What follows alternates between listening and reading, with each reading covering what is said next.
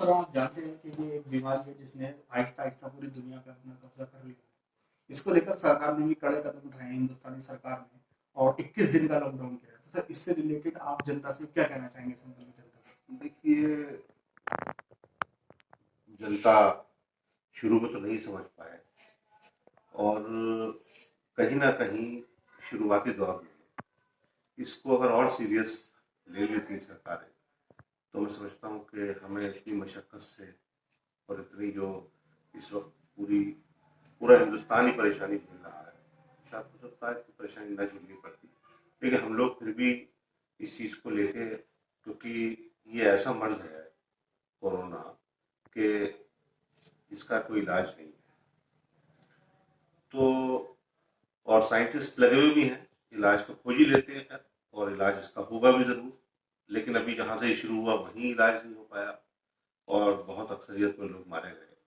तो जान का तो खतरा हर आदमी को है, हर आदमी को भय रहता है, तो हमको भी बहुत ज़रूरत है सचेत रहने की। और हम आज की तारीख में ये पैगाम दे रहे हैं, ये मैसेज, लॉकडाउन जो हुआ है तो ये अच्छी बात है, लेकिन इसमें भी मैं ये कहना चाहूँगा, इस मौके में जब आप पूछ ही रहे हैं, तो इसके लिए कम से कम मैं समझता हूँ अगर 4 दिन और पीछे हम लोग जाएं, तो जिस तरीके से माननीय प्रधानमंत्री ने 22 तारीख में ऐलान किया था, 21 की रात को 22 में सब बंद रहा पूरा भारत, ये चीज़ अगर 4 दिन पहले और अगर और हो जाती और जनता को जागरूक करके जो बाहर प्रांतों में लोग थे ये और जुड़ाव थे, क्योंकि कोरोना का कोई ये तो मामला है नहीं कि साहब वो 2 दिन से सामने आया हो, पिछले काफ़ी समय से आप लोग देख ही रहे हैं, हमारे सामने आ चुकी थी ये बात। तो ये अगर पहले होता तो आज जो सड़कों पे दुर्दिशा है, महिलाएं, छोटे छोटे बच्चे और वो नौजवान जो अपनी गुजर बसर करने के लिए अपने प्रांत सूबे छोड़ के दूसरे सूबों में काम करते थे, नौकरी करते थे, वो लोग आज सड़क पे हैं, तो उनकी भी बहुत ज़्यादा चिंता है। जैसे कोरोना से, इस मर्ज से हमें चिंता है, अपने आप को बचाने के लिए लॉकडाउन है, तो घरों में कैद हैं लोग और हम गुजारिश कर रहे हैं कि लोग घरों से ना निकलें और दूर से बात करें, किसी से हाथ न मिलाएं, सैनिटाइज का इस्तेमाल करें। तो ये सारी चीज़ें जो हैं, इसमें ज़्यादा जो आज की पोजीशन है वो हमारे सामने जो बहुत बड़ी चुनौती है और जिसको सरकार को भी चुनौती के रूप में लेना चाहिए। अब सरकार कितना ले रही है तो सब लोग देख रहे हैं, और किस तरीके से लेना चाहिए तो सरकार का काम है, लेकिन हमारी मांग और हम जो सोचते हैं, जो हम कहना चाहते हैं, वो ये कहना चाहते हैं कि सरकार इस तरफ ध्यान जरूर दे कि हमने ये देखा है कि विदेशों में एक एक जान की बहुत कीमत होती है, वो बिजनेस और कारोबार को ज्यादा तरजीह जान के मुकाबले में नहीं देते, तो इसलिए फॉरेन कंट्री में जान की और आदमी की, इंसान की बहुत बड़ी कीमत है। तो मैं भी ये मानता हूँ कि हमारे भारत में एक भारतीय की, वो बात छोड़ दीजिए, वो बहुत बात दूर चली गई है कि वो किस समाज का है, किस धर्म का है, लेकिन वो इंसान है और वो भारतीय है, बराबर का दर्जा है उसका, बराबर का अधिकार है, ये भी सब जानते हैं। तो जो लोग सड़कों पे हैं, बच्चे छोटे छोटे, दूसरे प्रांतों से 300-300 किलोमीटर चल के आ गए और अभी उन्हें 200 किलोमीटर, 500 किलोमीटर की मंजिल और तय करनी है, और सरकार ने उनको देखते हुए ये भी कह दिया कि वो रोडवेज में जाएंगे तो उनसे पैसा भी नहीं लिया जाएगा, क्योंकि पैसा तो उनके पास बचा ही नहीं है, वो सांसें अटकी रह गई हैं बस उनके जिस्म में और गले में, जो उनकी 100 किलोमीटर की दूरी के बकाया भी नहीं बची है। तो किराया भी बराबर सरकार ले रही है बसों से। मेरे पास कल एक व्हाट्सएप आया था, तो उसमें करंट टिकट मुझको किसी ने व्हाट्सएप किया था, 670 रुपये का टिकट था, और वो पूरब की तरफ किसी जगह उसको जाना था, और जो आनंद विहार बस अड्डे का था, मेरे पास आज भी है वो, वक्त आने पर वो मांगेगा तो मैं उसको दिखाऊंगा कि ये बात सच नहीं थी सरकार की, ये बात झूठ थी, और उत्तर प्रदेश परिवहन के आरएम ने जो ऐलान किया था, या इसके डायरेक्टर ने ऐलान किया था, या मुख्यमंत्री जी ने ऐलान किया था, तो वो बात झूठ थी। ऐसी परिस्थिति में जहाँ आदमी की जान जा रही हो, भूखा प्यासा सड़क पर गुजर रहा है, हमारे लोग खास तौर से उसकी मदद कर रहे हैं, बहुत लोग मदद के लिए आगे आए हैं, और मदद के लिए मैं गुजारिश भी करूंगा, अनुरोध करूंगा लोगों से कि ऐसी परिस्थिति में देश इतनी परेशानी से जूझ रहा है, इस मर्ज से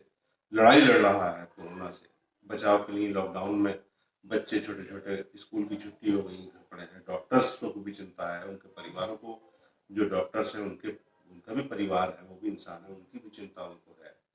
तो ऐसी परिस्थिति में सारे लोगों को मदद के लिए आगे आना चाहिए। ऐसी परिस्थिति मैं ये मानता हूँ, और सरकार को इसमें और